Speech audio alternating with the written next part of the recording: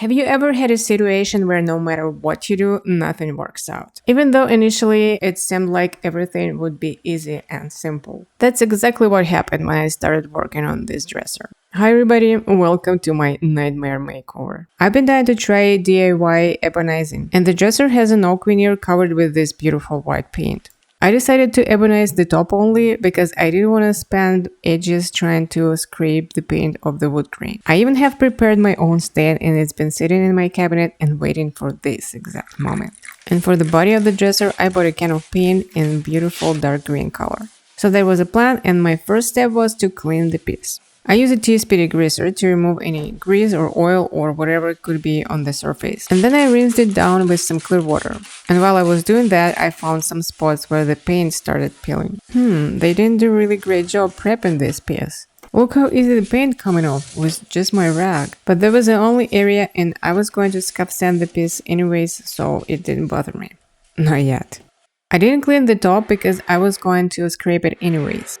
And it didn't go as smooth as it might look in the video. It was hard and it was taking time. So my next step would be using my chemical stripper. But suddenly one crazy idea came to my mind and I decided not to film it. I don't know why. I guess I didn't want anybody, not even my camera, to see it because the idea was a bit silly. But good for me, my GoPro was spying on me at that moment. So I sprayed some water on the top. I wiped it off. I waited for about 5 seconds and I couldn't believe what was happening. And it came off even easier when I gave the water more time, like a minute or two.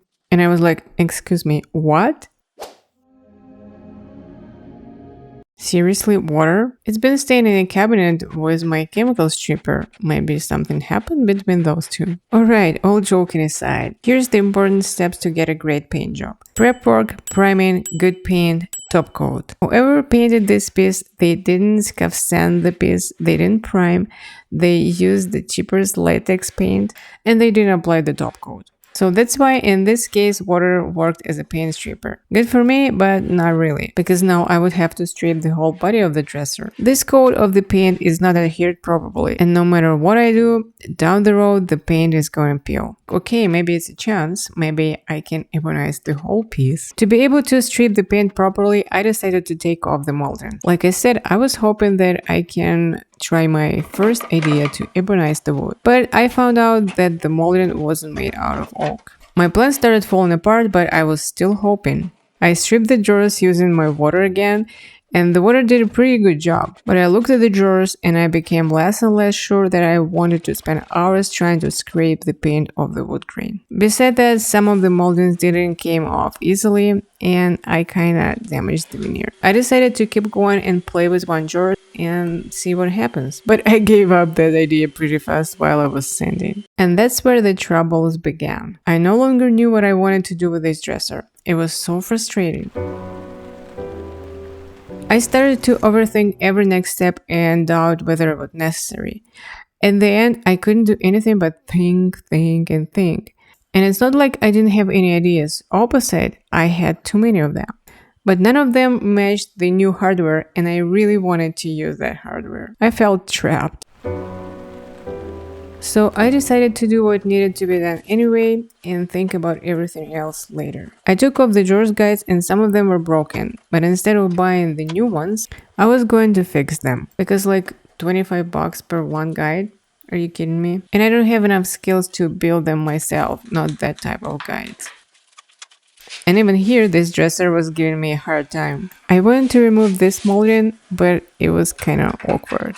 And it took me about 1 hour. And yes, I tried to flip the dresser upside down. Didn't help. And I don't usually give up easily, but here I just called it a day and I decided to come back in the morning. Next morning, I came up with a new idea. I was going to paint the body of the dresser and the drawers and keep the top wooden. So I needed to mix some Bondo to fill up the gaps on some of the drawers. And then I pulled out my table saw because I was going to build new moldings for the drawers. Then I spent half of my day cutting the wood, and I'm not going to show you the final results because, let's put it like this, the idea sucked, it didn't work out. By that time, I didn't really care anymore whether I used my new hardware or not. And thanks to my husband who said, "Oh, go for that one," when I showed him the pictures of my ideas. He picked the craziest one. And instead of quickly painting the dresser, I added another 3 days of work for myself. And there go the blinds. There's not much to say about the process, except that I will never ever do it again, at least not this way. I measured the blinds in the pattern I was pictured in my head, and then I cut the blinds for each drawer. I mixed some epoxy glue to glue the first piece. Then I realized that using the epoxy glue wasn't a good idea because first it dries so fast. By the time I was done with the first piece of blind, my epoxy in the container completely hardened. And the second, I had to clamp every single piece. Instead, I decided to use my CA glue with an activator, and it worked just fine. Because of the way the pattern goes, I glued first the middle drawers. And when I started working with the top and with the bottom drawers, I had to recut my blinds again. Because almost all of them were much longer than I needed, and I didn't want to spend some time trimming and sanding them after I glued them to the drawers. Once the blinds were glued, I sanded and smoothed the edges with 100 and 180 grit sandpaper. And while I was sanding, some pieces came off, which is a good thing because it could have happened after I sold the piece and I didn't want it.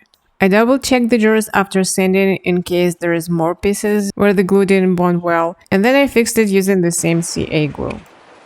And then I sanded all 6 drawers, started with 120 and finished with 220 grit. Once I was done with sanding, I taped the drawers and I started staining them to create the pattern. I mixed 3 different colors of paint wash, and also I was able to use my DIY stain, my ebonizing stain. And honestly, it took forever.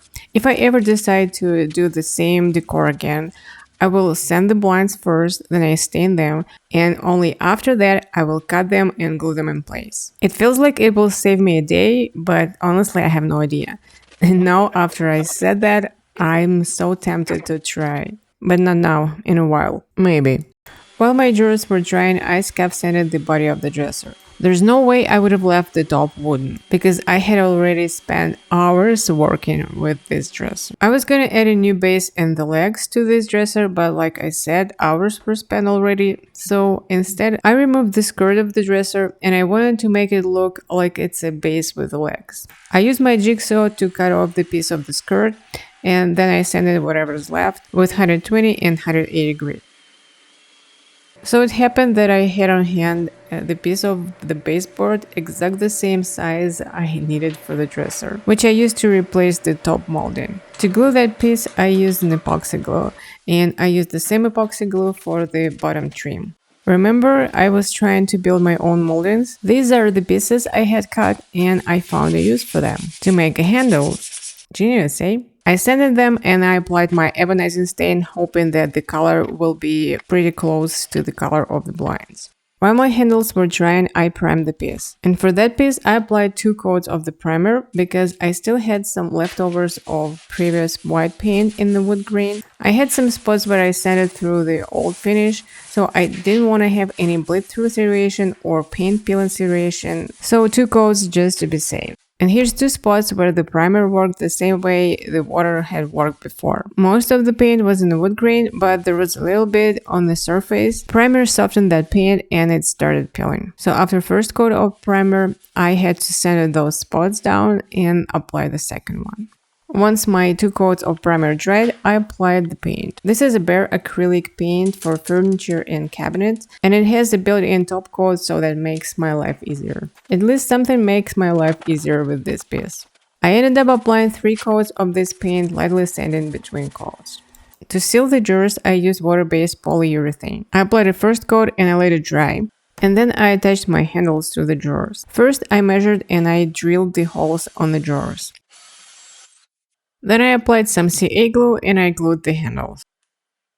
And if you think that finally everything will go smooth, you're so wrong. The reason why I'm clamping the handles because at the first place I started drilling the holes in the handles without clamping. And guess what happened? The handle fell off. So I had to reglue it back and clamp it to keep it in place. I drilled the holes in the hardware using the holes I pre-drilled in the drawers, and I used a smaller drill bit. And then I added some screws. Once all my handles were attached, I applied the second coat of my polyurethane. And once it's dried, I applied 2 more coats of poly to the handles. The last step, I made the drawer stoppers. I used a piece of scrap wood I had in my stash. I cut it in small pieces and I pre-drilled the holes for the screws. And then again I used the CA glue to keep the stoppers in place, and then I screwed them to the frame. And we are done here. Let me remind you how this piece looked before, and here's the totally different after. As usual, if you like it, let me know in the comments, and if you hate it, please don't let me know. Because it took me a lot of time, and I was finally happy to finish this piece, and I even don't know myself if I like it or not. Thank you so much for watching, and see you next video.